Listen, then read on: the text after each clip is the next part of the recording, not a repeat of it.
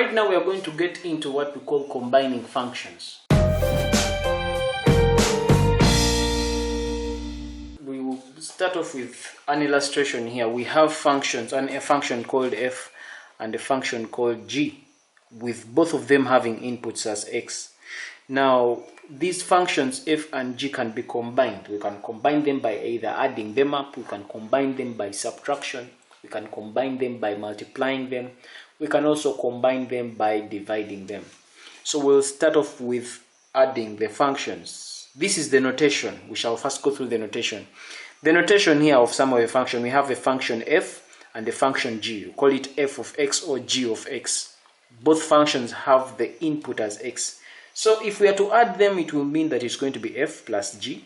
These are the two functions we are adding, and the input is both x.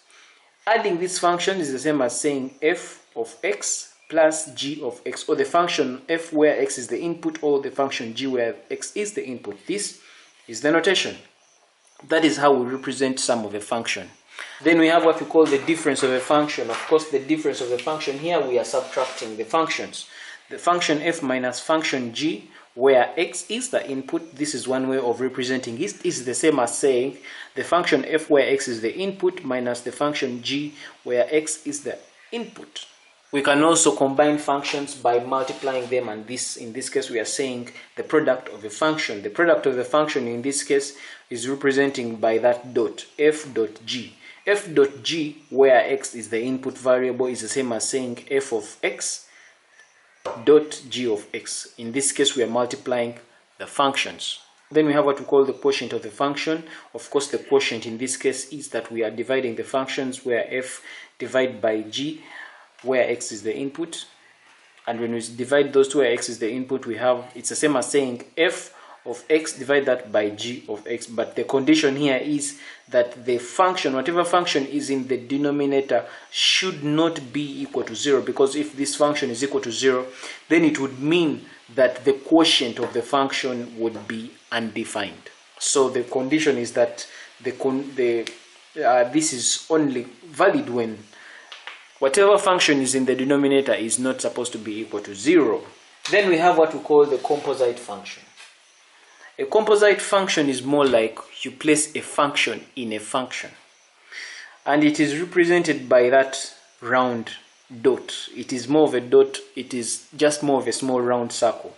That the function f, being a composite of function g, or f small round circle g of x, where x is the input, is the same as saying f, and in f into where the input is another function. In simple terms, a composite function is more of a function of a function, or it is a situation whereby you're having a function that is acting as an input in another function.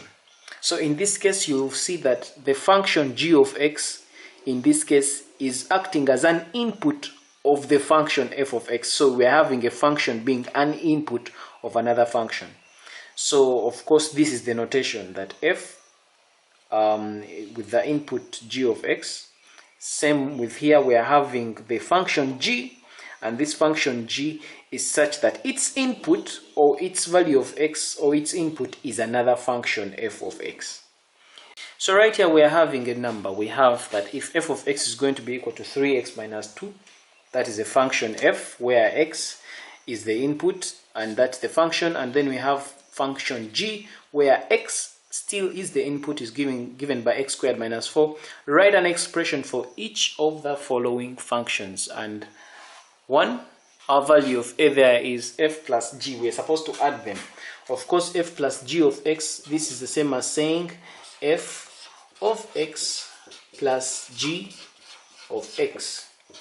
So the function of x in this case here, according to our question, is 3x minus 2. So this is going to be 3x minus 2 plus our g of x. Our g of x is x squared minus 4.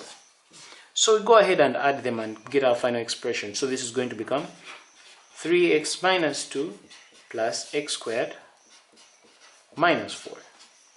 So this is going to become, we arrange the collect like terms, look at x squared plus 3x This is minus 2 and minus 4. Minus 2 and minus 4 gives us minus 6.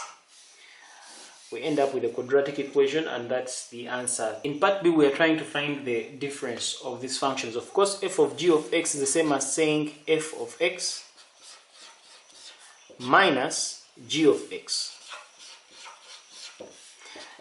Definitely, this is going to end up being f of x, in this case being 3x minus 2, minus g of x. Our g of x is x squared minus 4.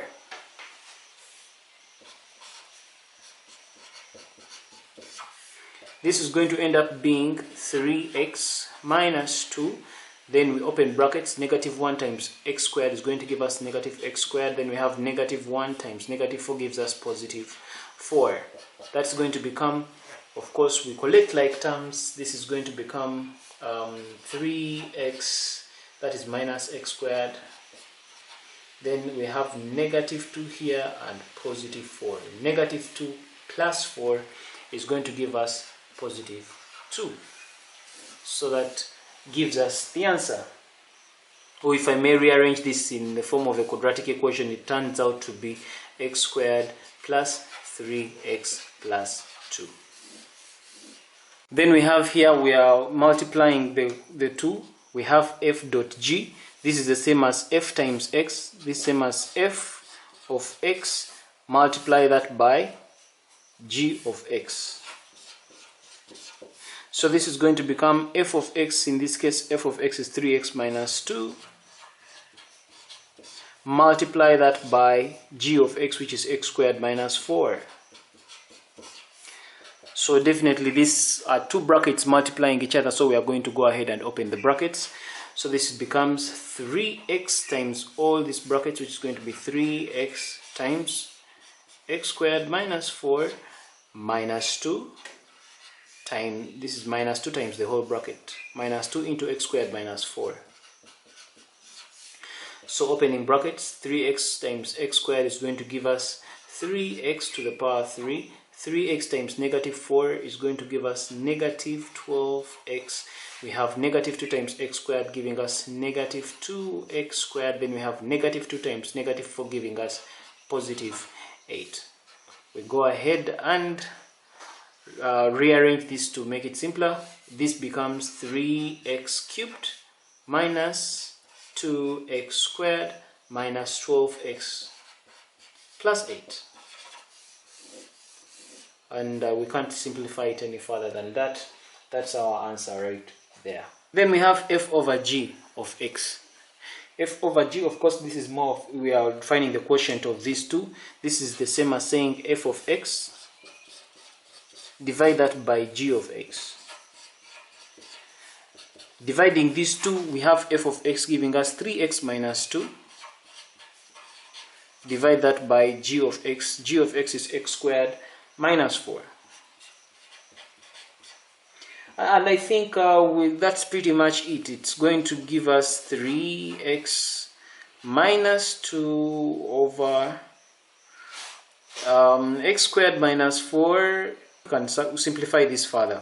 X squared minus 4 is the same as x squared minus 2 squared. This is difference of two squares. And difference of two squares ends up giving us 3x minus 2. Divide that by, this gives us x minus 2 into x plus 2. Difference of two squares, the property. So definitely, remember we said that when it comes to quotient, the key thing here is that the denominator is not supposed to be equal to 0. This is how we illustrated it here, that when we are looking at the quotient function, it is supposed to be such that the denominator, the g of x, is not equal to 0. So since here the quotient function is such that it is 3x minus 2 over x minus 2 into x plus 2, the condition here is that if I make x 2 here, if I make x 2, it's going to be 2 minus 2, this is going to be 0, and it will make this whole denominator 0. Likewise, if I make this x here negative 2, it's going to make this whole thing negative 2 plus 2, giving it 0. So it's going to make the entire denominator 0, and this function, the quotient function, would be undefined. So the condition here, therefore, we shall write and say that the value of x in this case is not supposed to be equal to plus or minus 2. That's the condition for this quotient function to stand. So looking at the final, it's a composite function where we have the function f times a small circle g of x. This is the same as saying that we are looking for the function of x where our input value is another function g of x. So what is our function of x, for example? Our f of x is 3x minus 2 right there. 3x minus 2. That's our function f of x, our function where x is the variable. And according to this composite function, if this is our function xf, it is such that the input value is another function. So it means that in this place of x, we're supposed to put there the function g of x. So this is going to become 3, multiply that by, in the place of x, we are putting g of x, which is this whole thing. So this is going to become x squared minus 4. That is what we are putting in the place of x, minus 2. And so we go ahead and simplify that. That is 3 times x squared is going to give us 3x squared. Then 3 times negative 4 is negative 12 minus 2. And we shall end up with 3x squared. Negative 12 minus 2 is negative 14. That's pretty much it. Then we have g f. Then we have gf of x. This is the same as saying g, small round circle, where the input of is f of x. So what is our g of x? Our g of x is x squared minus 4. Now, in our g of x, in the place of x, we are supposed to put another function called f of x. So in the place of x, we are putting a function. So that's going to become, in the place of x squared, our f of x is 3x minus 2. So we are going to put here 3x minus 2, that is squared, minus 4. And that's going to become, so we go ahead and expand this. This is definitely going to become 9x squared minus 2 times 3 times 2. 2 times 3 is 6. 6 times 2 is 12 minus 12x plus 4. Then this is an expansion of this, minus 4.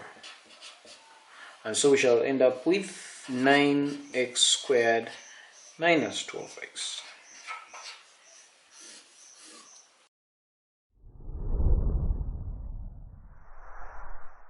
This brings us to the end of this video. Thanks for watching. Feel free to check out other excellent videos on the channel and don't forget to subscribe. For Kisembo Academy, this is Arnold Rangakuramia helping you manifest excellence.